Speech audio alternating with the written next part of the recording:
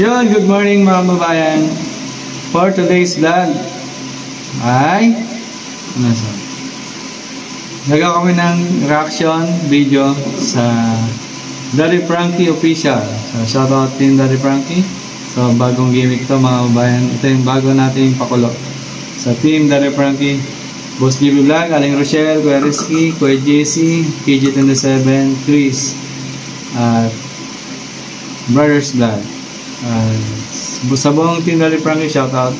Magandang umaga sa inyo lahat. Sana itong vlog namin ay magustuhan ninyo, no? Ito ay kunting lang, puro-puro lang, no? Kunting nararamdaman lang namin, no? Ito. So, hindi na namin patatagalin, papanoorin natin, no? Kunting lang, no? So, ready ka na? Yes. Napapanood natin to mga babayan. Ito, yung vlog po ni Daddy Frankie, no? Inunguya niya kasi yung plastic. Pag nalunok niya yan, delikado. Tumayo yung balahibo ko nung nakita ko kasi parang baboy talaga nangyari. Tignan nyo guys yung damit niya. Talaga nagtutong-tutong na. Ay mahaba yung hair niya guys. Hanggang likod yung hair niya. Ang pagkakatanda mo 15 years na. So sa loob ng 15 years hindi na nagugutan. Binubuhusan mo na. Ngayon mga babayan, so ano masahe mo doon? Ni Kuya Oliver? Oo, naman siya. Kinulong siya ng, kinulong siya ng 15 years, ay 16 years. 16 years. Grabe naman yung kamag-anak niya, hindi talaga naaawa. So, tayo naman, tao naman tayo, syempre masasaktan tayo, no, nakikita natin yung, syempre tao din sila eh. Kahit na ganun nangyari kay Kuya Oliver, so pasalamat pa rin tayo, nare-rescue siya ni Daddy Frankie. So, Daddy Frankie, shoutout po sa'yo. Ayan, sa buong team, yun po, sa kamag-anak niya. So, hindi natin lubos maisip bakit gano'n nangyari kay Kuya. Gano'n yung ginawa kay Kuya Oliver. Hindi siya halos pinaliguan sa ilang taon, grabe. Saka, nung nandun kami, so nagpaligo, si Kuya GC, Daddy Frankie, Boss GB, Kuya Rizky. Nasa likod kami ni Kuya Chris at ni ako kasi kami yung cameraman, no? Kaming dalawa ni Kuya Chris. So habang pinapaliguan siya ni Daddy Frankie, ano mo talaga yung maamoy mo yung dumi niya, ang heat niya, sobrang baho talaga. So grabe yung ginawa ni Daddy Frankie na sakripisyo. So doon pa lang po sa pagkalabas pa lang niya ng siya ni Daddy Frankie na una ayaw ni Kuya Oliver. So sabi ni Daddy Frankie, Kuya Oliver, paliguan ka namin, gupitan. Doon na ayaw tumatanggi si Kuya Oliver. So pinilit ni Daddy Frankie. So salute sa'yo Daddy Frankie. So supportan natin si Daddy Frankie. Daddy Frankie Official, meron siyang 7.7 million followers. At syempre dito sa kanyang YouTube na may 1.3 million subscribers, supportan natin si Daddy Frankie. So si Daddy Frankie may puso yan, may malasakit, lalo na sa mga tulad ni Kuya Oliver. Talagang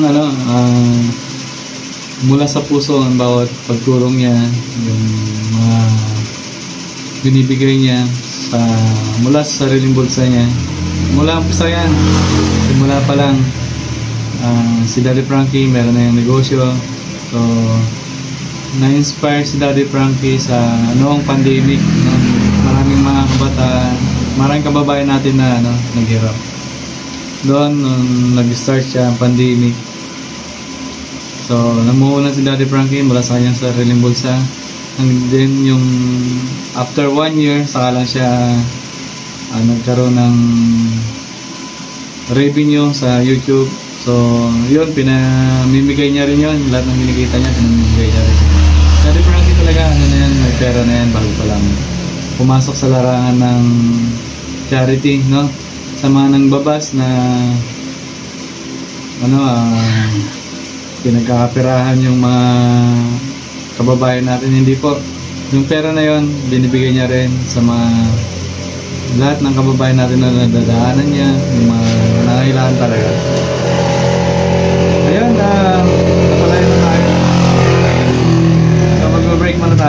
break konti. So, kakanta kami ng aking kasama.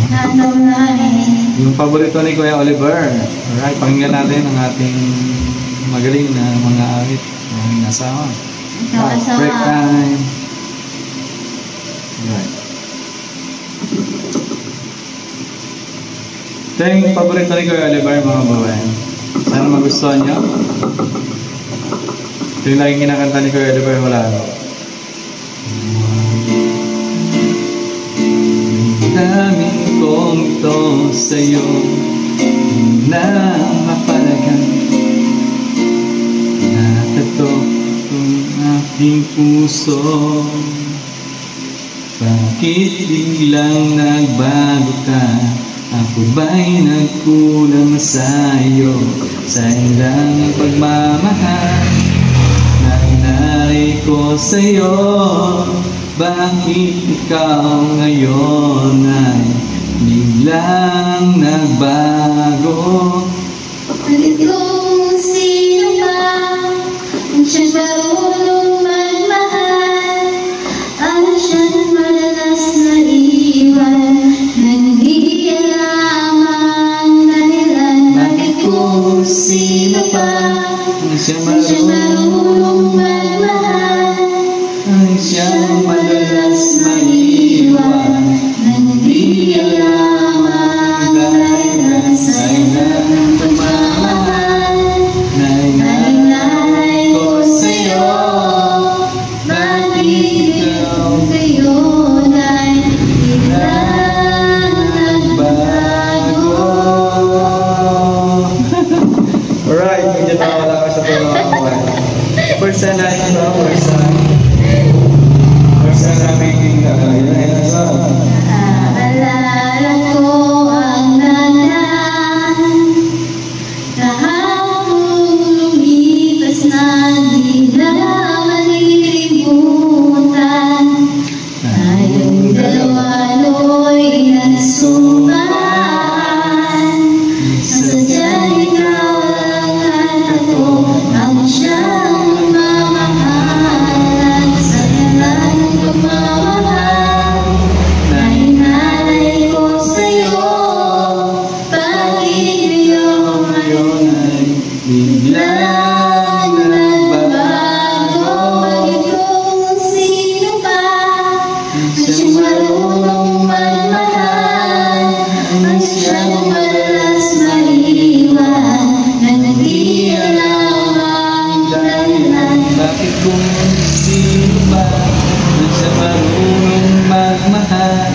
Ang siyang Madalas maiwan nang di alam ang dahilan sa ilang ng pagmamahal na inalay ko sa'yo.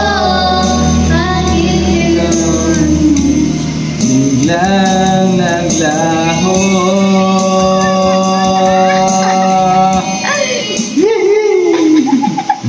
Ayun mga kabayan, so sana magustuhan nyo ang aming munting vlog ngayong araw. At konting ano to, simula ng aming reaction video kay Daddy Frankie. So mga kabayan, sana magustuhan nyo. Please like and share. At syempre, supportahan nyo po ang aking asawa, Bisaya Girl. Bisaya Girl. At syempre, Daddy Frankie, ang ating founder. Supportahan nyo po. Please like and share. Subscribe nyo po Daddy Frankie Official sa kanyang YouTube channel. Meron siyang 1.3 subscriber. At sa kanyang Facebook page, meron siyang 7.7 followers. Mag 7.8 na mga bayan. At syempre mga bayan, subscribe mo at i-follow mo ang legit account. Huwag po tayo dun sa fake account. Kasi sa mga fake account, nag-scam yan. Nagsasabi na nanalo ka. Tapos nangingi ng pamasahe, nangingi ng pang-process.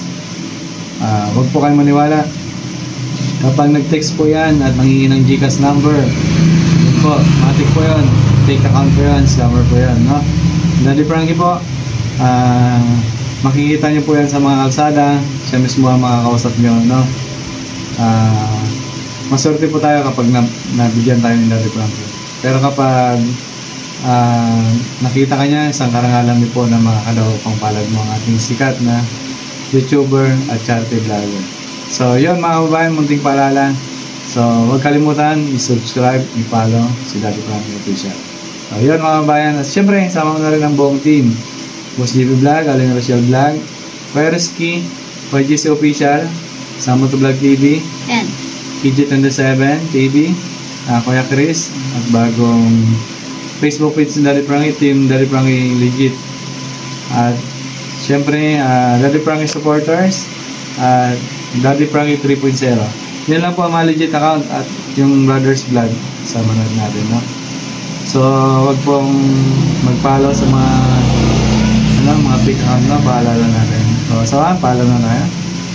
Ating magaling naman. Bye-bye po. Singer, ang aming asawa. Ayan. Ito yung singer ko. So, have a nice day, bro. Bye-bye. Ingat po. Sarap.